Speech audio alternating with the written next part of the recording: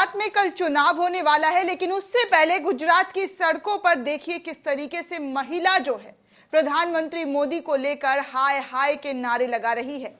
कहीं पर इकट्ठा तमाम महिला हुई हैं और वो महिला किस तरीके से मोदी के खिलाफ जबरदस्त तरीके का रोष दिखा रही है। गुस्सा उनके चेहरे से साफ तौर पर दिखाई दे रहा है कि कैसे वो महिला प्रधानमंत्री मोदी से दुखी हैं और हाय हाय मोदी के नारे लगा रही है। जबरदस्त तरीके का नारे लगाते हुए ये महिलाएं देखी जा रही है गुजरात की सड़कों पर। इसको तमाम सोशल मीडिया पर लोग शेयर कर रहे हैं और कह रहे हैं कि देखिए प्रधानमंत्री मोदी के गृह राज्य में क्या हाल है, कैसे वहां की जनता इनसे परेशान है, कैसे वहां की जनता त्रस्त है और हाय हाय मोदी के नारे लगा रही है। और ये नारा इस तरीके से लगाया जा रहा है जैसे ये महिला कुछ बोलना चाह रही हूं, कोई गुस्सा कोई भड़ास निकालना चाह रही हूं बीजेपी सरकार की तरफ से। दोस्तों आपको बता दें कि सोशल मीडिया पर ये वीडियो जो है वो काफी तेजी से वायरल हो रहा है और इस वीडियो को नेचर्स फ्रेंड प्रकृति प्रेम नाम के एक पेज से जो है ट्वीट किया गया है और लिखा गया है कि स्वर्ग से सुंदर मेरा गुजरात किसकी नजर लग गई है और हाय हाय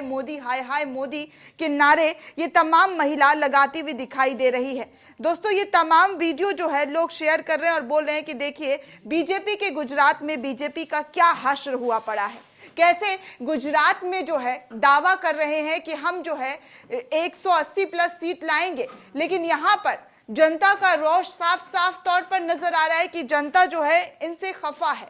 जनता मुद्दों की बात करना चाहती है लेकिन नेताजी मंदिर मस्जिद की बात करते हैं। जनता सरकार से पूछती है कि कब महंगाई खत्म होगा, तो जनता को ठेंगा मिलता है जवाब में और कहा जाता है जिन्ना और पाकिस्तान तो है ही मुद्दा।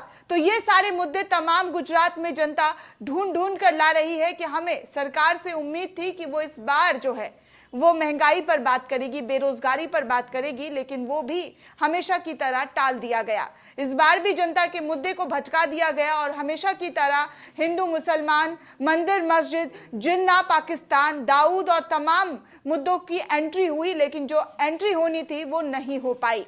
दोस्तों आपको बता दें कि एक तरफ गुजरात में कल चुनाव होने वाला है तो दूसरी तरफ किस तरीके से आचार संहिता के धज्जियां उड़ाई जा रही है, आचार संहिता का उल्लंघन किया जा रहा है, ये सब आपको इस वीडियो में नजर आ रहा है कि कैसे बीजेपी का पर्चा बांटा जा रहा है। दोस्तों आपको बता दें कि देश में स्वतंत्र और निष्पक्ष चुनाव करने के लिए चुनाव आयोग कुछ नियम बनाता है। चुनाव आयोग के इन्हीं नियमों को आचार संहिता कहते हैं। लोकसभा चुनाव हो, विधानसभा चुनाव के दौरान इन नियमों का पालन करना या तो सरकार, नेता और राजनीतिक दलों की पूरी जिम्मेदारी होती है कि हम अपनी पूरी जिम्मेदारी निभाएं, आचार संहिता का उल्लंघन किसी भी तरीके से ना करें। आचार संहिता चुनाव की तारीख की घोषणा के साथ ही लागू हो जाती है। देश में लोकसभा के चुनाव हर 5 साल में होते हैं। अलग अलग राज्यों के विधानसभा के चुनाव अलग अलग समय पर होते रहते हैं। चुनाव आयोग के चुनावी कार्यक्रमों का ऐलान करते ही आचार संहिता लागू हो जाती है और वोटों की गिनती होने तक जारी रहती है।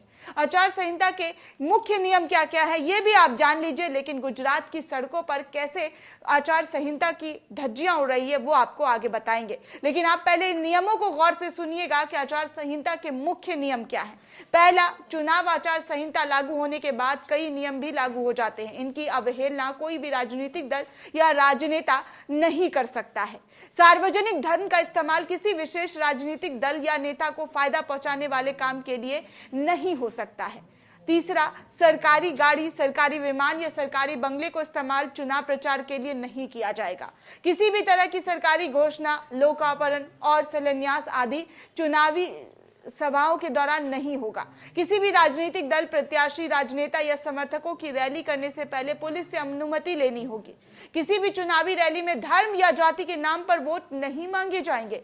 ये सारे नियम आपको बता दिए हैं कि क्या क्या आचार संहिता के नियम हैं और किस तरीके से इन नियमों को जो है लागू किया जाता है। लेकिन यहाँ पर सीधे तौर पर इन नियमों को ताक पर रख दिया गया है और नियमों की धज्जियां उड़ाते हुए गुजरात में कैसे आचार संहिता का उल्लंघन किया जा रहा है इस वीडियो के माध्यम से आप देख ही चुके हैं। इस वीडियो को देखिए और देखकर कैसे इस शख्स को पर्चियां बांटते हुए देखा जा रहा है। वीडियो के अंदर अगर देखेंगे तो बीजेपी का पर्चा आपको दिखेगा और ये शख्स भगवा पट्टा, भगवा टोपी लगाकर बीजेपी का प्रचार प्रसार करे, जबकि आचार संहिता लागू हो चुका है और चुनावी प्रचार प्रसार सब थम चुका है। जी हां, आप सोच रहे हैं वही पार्टी जिसके बारे में आपको हमेशा से अनुमान और अंदाजा होता है कि कौन पार्टी इतना ज्यादा एक्साइटेड होती है चुनाव जीतने के लिए और सारी नियम कायदे को ताक पर रख देती है। अब आप समझ ही गए होंगे कि मैं किस पार्टी की बात कर रही हूं। जी हां दोस्तों, आम आदमी पार्टी की तरफ से ये फोटो और ये वीडियो ट्वीट किया गया और बताया गया है कि कैसे गुजरात में आचार संहिता का उल्लंघन किया जा रहा है। वेरीफाइड अकाउंट है आम आदमी पार्टी का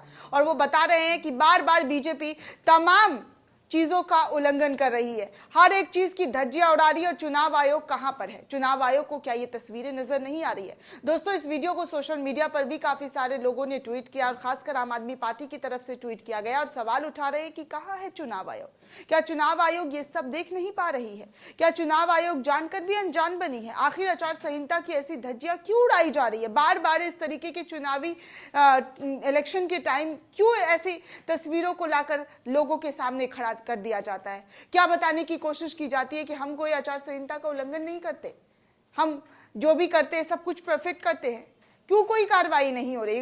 अगर कोई दूसरी पार्टी, अगर विपक्ष की पार्टी यही काम कर रही होती, आचार संहिता का उल्लंघन कर रही होती, तो उसे किस तरीके से चीखा चिल्लाया जाता और पॉइंट आउट किया जाता और कार्रवाई की मांग की जाती और शायद कार्रवाई भी हो जाती। और आपको पता है दोस्तों, 6 महीने का जेल होता है आचार संहिता का उल्लंघन करना या फिर जुर्माना भरना पड़ता है। लेकिन यहाँ पर ऐसी कोई तस्वीरें कुछ भी नजर नहीं आ रही। यहाँ पर दिखाई दे रहा है तो सिर्फ प्रचार प्रसार।